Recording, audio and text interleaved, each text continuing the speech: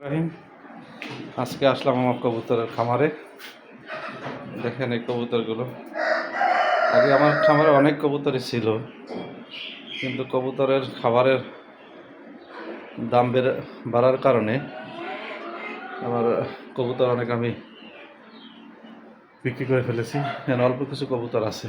এই যে দেখেন, এগুলো দেশি কবুতর।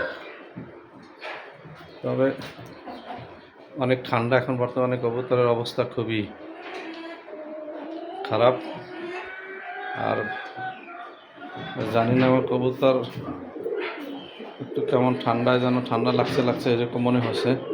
কিন্তু আমার কবুতর প্রায় ডিম বাচ্চা ভালোই করে, কিন্তু ইদানিং এরা ডিমগুলো খুব নষ্ট করে ফেলায়।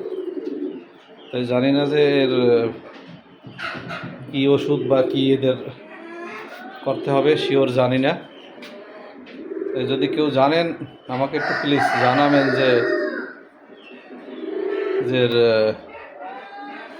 এর কোনো ওষুধ খাওয়াইলে কাজ হবে কিনা। কারণ এরা ডিম পারছে ঠিকই, কিন্তু ডিমে বসে না। ওই যে ডিম দেখেন, ডিম পারছে কিন্তু এটা ডিমে বসে না। না বসার কারণে যে ডিমে যদি পুরোপুরি তাপ না পায়, তাহলে ওই ক্ষেত্রে ডিমগুলো নষ্ট হয়ে যায়। ওরা ডিমে বসে না। আর ডিম অনেক সময় পাত্রের থেকে নিচে ফেলাই দেয়, ডিমগুলো নষ্ট করে। তাই আমাকে জানাবেন যদি কোনো ভাই এই বিষয়ে জানেন ভালো, তাহলে আমার একটু কমেন্টে জানাবেন, কারণ যাতে আমি একটু উপকৃত হই। একটু জানাবেন আমাকে।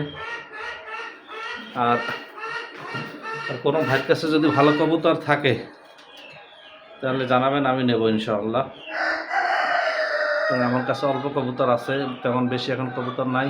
আগে অনেক কবুতর ছিল, যার কারণে আমার কিছু ভালো কবুতর দরকার।